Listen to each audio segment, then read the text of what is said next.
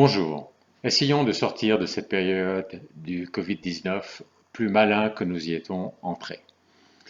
Et pour moi, le plus grand enseignement de cette période, c'est l'importance, lorsqu'il y a une question sur laquelle réfléchir, de voir s'il y a une partie centrale de cette problématique qui détermine tout le reste.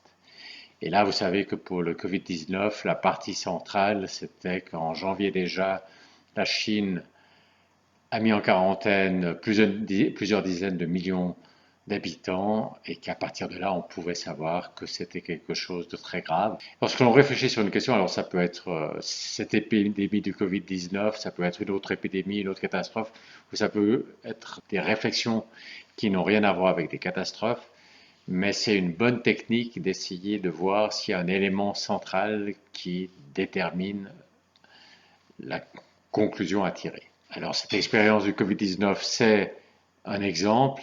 J'aime bien aussi avoir des exemples plus épurés pour me représenter ces instruments pour mieux penser. Et dans le cas particulier, l'exemple épuré, ce serait si on donnait comme tâche de devoir multiplier à la main 1000 nombres, eh bien, une première chose à faire, si on vous donne cette tâche, une première chose à faire, c'est de voir si parmi ces 1000 nombres, il y a quelque part un zéro. Parce que, évidemment, que si on multiplie un nombre fini de chiffres et que c'est vraiment que des multiplications et que tous ces chiffres sont finis, s'il y a dans cette liste de chiffres le zéro, eh bien, le résultat sera zéro. Et vous avez intérêt de vite regarder la liste de chiffres pour voir s'il y a un zéro, au lieu de tout d'un coup, après avoir calculé la multiplication des 113 premiers chiffres, tout d'un coup vous apercevoir que le 114e c'était zéro et puis que au fond le résultat c'est zéro et que vous avez perdu votre temps avant. Donc ça c'est l'exemple épuré de cet instrument. Ça fait partie d'une sorte de démarche qui revient à réfléchir sur la question avant de véritablement essayer de chercher la réponse. Alors une raison de ne pas recourir à cet instrument, ça peut être parce qu'on n'aime pas le résultat auquel on parvient, on n'aime pas ce zéro par exemple. Ou pour reprendre l'exemple du Covid-19, on n'aime pas la conclusion que cette épidémie serait très grave. On l'aime pas parce que simplement ce serait très démoralisant et puis que quelque part on refoule cette possibilité. Ou bien on n'aime pas parce que ça aurait des implications, par exemple comme le contrôle aux frontières qui irait contre son idéologie. Enfin, pour une raison ou pour une autre, on n'aime pas la conclusion et c'est pour ça qu'on ne voit pas l'élément central qui détermine cette conclusion.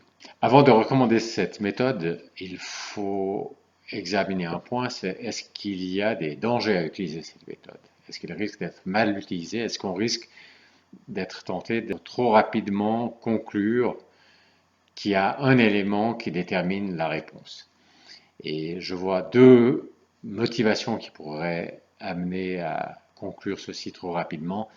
La première, c'est un refus de tolérer l'ambiguïté et donc de vouloir trop rapidement voir un zéro quelque part qui déterminerait la solution pour ne pas rester trop longtemps dans l'ambiguïté.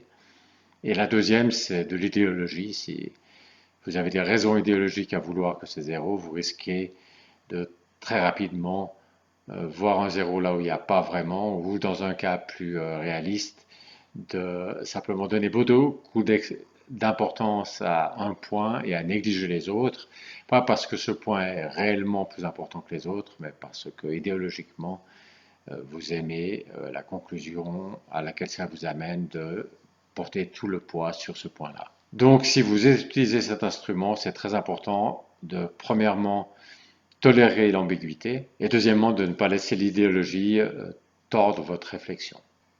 Maintenant, dans la plupart des cas, il n'y a pas un élément central qui va déterminer la réponse. Au fond, ce cas du Covid-19 avec la quarantaine en Chine, c'est plutôt rare que ce soit comme ça. La plupart du temps, il faut regarder plusieurs facteurs. Il y a plusieurs facteurs importants sans qu'il y en ait un qui soit tellement dominant. Et je vais prendre un exemple qui est de nouveau lié au Covid-19.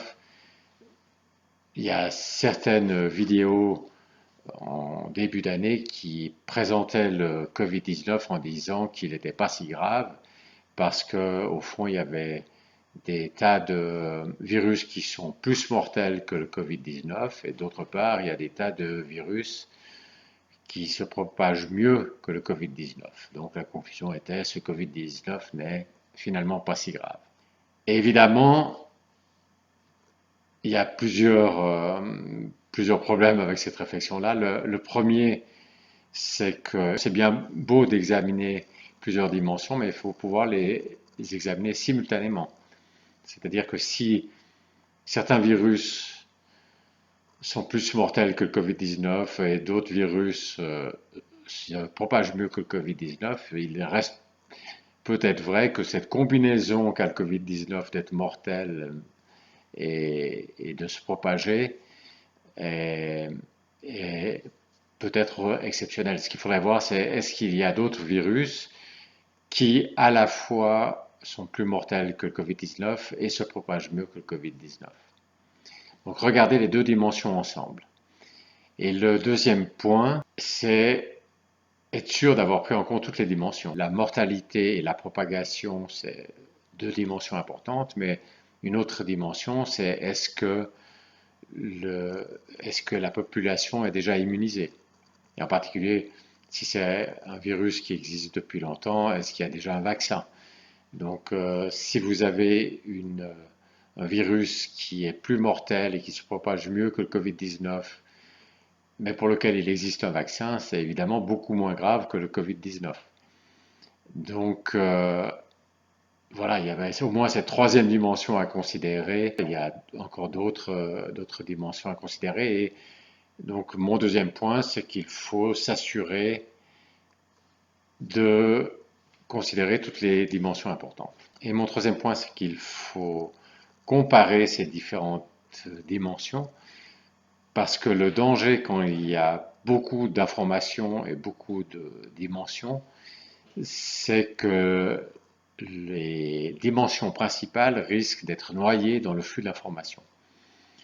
Finalement, ce n'est pas toujours le cas que lorsqu'on a davantage d'informations, on prend de meilleures décisions parce que les éléments principaux, on peut les négliger parce qu'on n'en est pas conscient, mais on peut aussi être conduit à les négliger parce qu'ils sont submergés dans un grand nombre d'informations. Donc il est très important de hiérarchiser ces informations.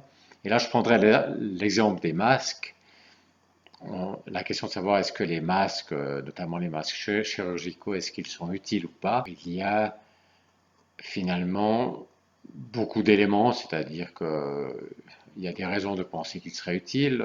D'une part, on voit bien que c'est des masques chirurgicaux, c'est-à-dire que quand les médecins font des opérations chirurgicales, ils mettent ces masques, probablement c'est parce que ça sert à quelque chose. Deuxièmement, on voit que dans des pays comme le Japon, ils utilisent communément ces masques, apparemment ça a été utile pour combattre l'épidémie. Donc il y a des éléments comme ça qui font penser que ces masques sont importants, et puis d'autre part, on entend dire que ces masques pourraient même être dangereux. Par exemple, la porte-parole du gouvernement français dit que c'est compliqué d'utiliser ces masques, que si on les utilise mal, ça peut même être néfaste. Il y a aussi la crainte que les gens se sentent tellement protégés par ces masques qu'ils prennent plus les autres mesures de précaution. Donc voilà, on entend un certain nombre d'éléments qui vont dans différents sens et il y a le risque de noyer le poisson. Alors que si on réfléchit de façon plus systématique, on voit que premièrement, il y a la question de savoir est-ce que ces masques peuvent réellement être néfastes. S'ils ne peuvent pas être néfastes, eh bien alors la partie de la population qui l'utilise bien, pour elle, ce sera utile, et puis pour la partie de la population qui l'utilisera mal, ce sera peut-être inutile, mais globalement, tant qu'il y a une partie de la population qui l'utilise bien, ce sera utile. Et à ce moment-là, donc, il faut y aller avec les masques. Et la question se pose vraiment plutôt si il y a des raisons de penser que ces masques pourraient être non seulement inutiles mais néfastes. s'ils sont mal utilisés.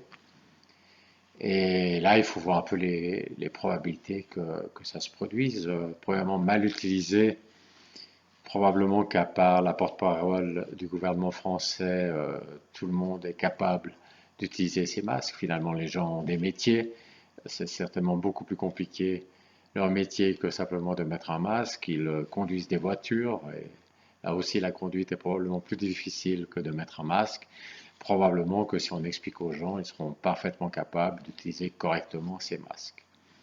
Maintenant, même s'ils sont mal utilisés, notamment on sait qu'il ne faut pas enlever le masque en le prenant par devant, parce qu'on risque de se mettre sur les doigts justement les virus qui sont sur le masque. Il faut bien voir que ces virus vous seraient arrivés sur la bouche ou sur le visage si vous n'aviez pas de masque. Donc, c'est pas évident a priori que ce soit plus dangereux d'avoir un masque et de risquer d'avoir ces virus sur la main plus tard que de ne pas avoir de masque et de les recevoir en pleine figure. Donc, a priori, on peut imaginer que le risque que ce soit néfaste n'est pas très grand. Et puis, pour l'autre aspect, que les gens soient trop confiants, se sentent invulnérables parce qu'ils ont un masque, là, ça doit être possible en expliquant de dire que ça réduit la probabilité de recevoir la maladie, mais que ça n'annule pas et qu'il faut continuer de prendre les autres précautions. D'autant plus que probablement que le masque est surtout utile pour éviter de contaminer les autres que pour éviter d'être contaminé. Donc, porter un masque, c'est plutôt un geste altruiste pour éviter de contaminer les autres, sachant qu'un malade peut contaminer avant d'avoir les symptômes de la maladie, même si, dans une certaine mesure, ça peut aussi vous protéger contre la maladie. Et si on voit les choses sous cet angle, c'est clair que ça n'incite pas à réduire les autres mesures de précaution. Donc cet exemple des masques, c'est un exemple où les nuances ou la complexité seraient de nature à noyer le poisson et à faire perdre l'essentiel de vue. Mais en s'y prenant correctement, on peut tout à fait avoir à la fois une réflexion qui prend en compte tous les éléments sans se laisser embrouiller par la multitude d'éléments. C'est-à-dire que dans cet exemple, il n'y a pas un point central qui détermine la solution, mais finalement, ces différentes dimensions conduisent quand même vers une solution. Il y a des éléments qui vont dans un sens et des éléments dans l'autre sens, mais c'est les éléments qui vont vers porter le masque qui dominent. À condition, bien sûr, qu'il y ait des masques, mais ça, c'est une autre question. Voilà, n'hésitez pas de faire vos commentaires, notamment sur la question de l'importance de repérer le point central d'une problématique. Et puis quand il n'y a pas un point central, mais plusieurs, comment faire pour entrer dans les nuances sans se laisser aveugler par ces nuances. Merci pour votre attention et à la prochaine.